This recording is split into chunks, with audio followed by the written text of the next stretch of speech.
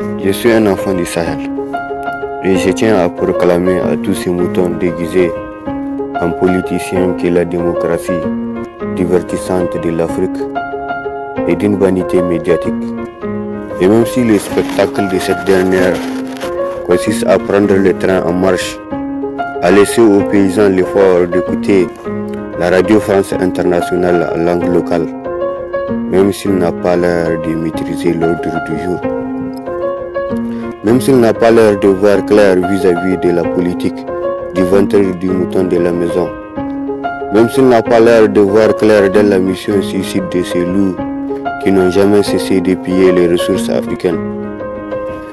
et même s'il erre seul dans son champ sans intrant agricole,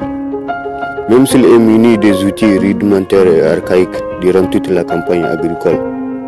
et même si sa force et son mental sont à l'épreuve de la déprimante carrière du mouton taré et parrainé par le néocolonialisme français et européen, et même si son écosystème est dépourvu du pouvoir public, seul, tel un esclave moderne, c'est la même qui chante la démocratie et les droits de l'homme, la laïcité et la primauté de l'individu, la liberté et plein d'autres mots pour des mots. Et même s'il sait que les moutons politiques qui se succèdent dans la clôture présidentielle ont perdu leur sang-froid,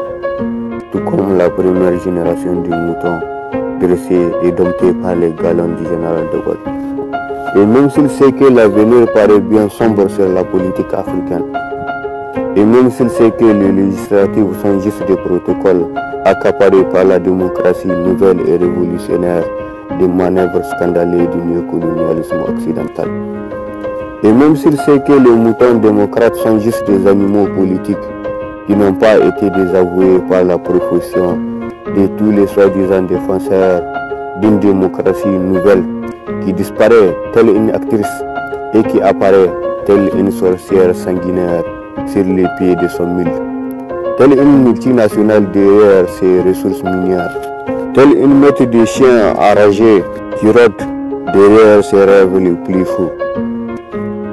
telle une meute de loups sauvages et génocidaires, et telle une colonie de scorpions méchants et médusantes. Je suis un enfant du Sahel, victime de la politique du ventre du mouton démocrate et parrainé par la démocratie française. Et même si je ne suis pas aussi naïf que tous ces fonctionnaires, indifférents du combat quotidien du paysan, indifférents de la politique du mouton merdé de la maison, indifférents des manœuvres dilatoires du mouton expert dans l'art d'endosser les propriétés d'un modèle démocratique et chaotique, et même s'il n'y a pas l'ombre d'un système organisationnel dans le gouvernement qui épaule la politique dilatoire de l'Afrique, et même s'il n'y a pas l'ombre d'un système organisationnel dans le pouvoir législatif rongé au quotidien par les rats de goût du Parlement africain, et même si la communauté internationale est agréablement surprise de la collaboration du mouton de la maison avec les rats de goût des assemblées africaines, et quitte à s'embarquer dans un des plus grands défis du néocolonialisme français et européen, quitte à s'engager dans une aventure qui constitue sans doute le début d'un voyage initiatique de 5 années de fourberie diplomatique, 5 années de maladresse intellectuelle, 5 années de folie meurtrière, 5 années de démagogie politique, afin d'endormir ces braves et voyants paysans, afin de malmener ces fiers et valeureux paysans aux dispositions physiques remarquables, avec un mental solide et résistant face à une horde des animaux politiques qui n'ont aucun respect pour la personne humaine, qui se comportent comme des sociopathes juste pour ne pas décevoir les fantasmes du caprice français et européen. Et même s'ils sont parrainés par des loups porteurs du glaive de la démocratie occidentale,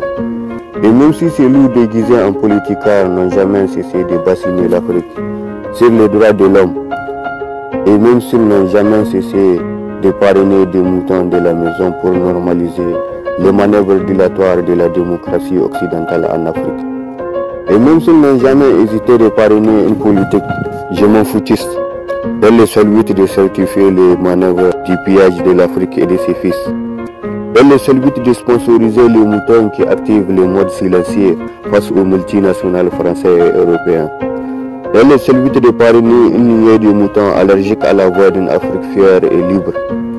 Dans le seul but de dresser une espèce de mouton qui multiplie la présence des bases militaires étrangères au Sahel et aux quatre coins de l'Afrique.